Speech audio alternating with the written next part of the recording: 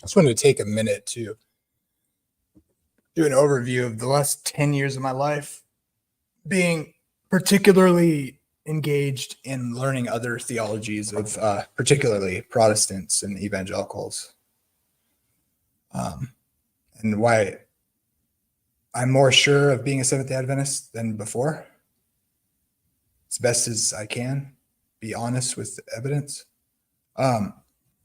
So generally speaking, here's a question.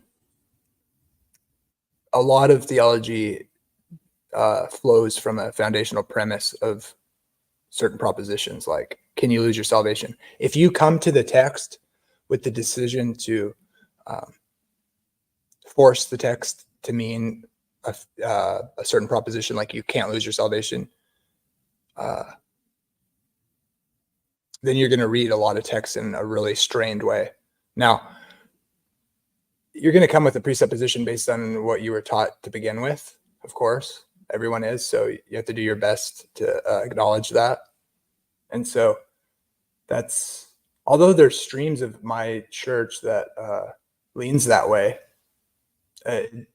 ultimately the Adventist view is not that you can't lose your salvation. That's clear, I would say. There's people who want to change that, I suppose. Is what's certain in the text is that the way of salvation is sure. Because if you consider the context of the first century and the salvation in Christ that was to come, that had come, and you understand that some of the texts that people misuse, and you understand that's what's happening, they're talking in that context, then it helps make sense of these verses that seem to say that you can lose your salvation.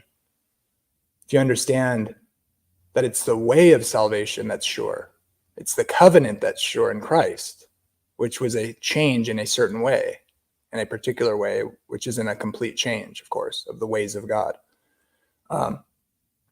Most theologies that disagree with Adventists, or that are popular today, will not allow the text to say otherwise, which forces strained interpretations that have nothing to do with the original context or setting that the text was written in.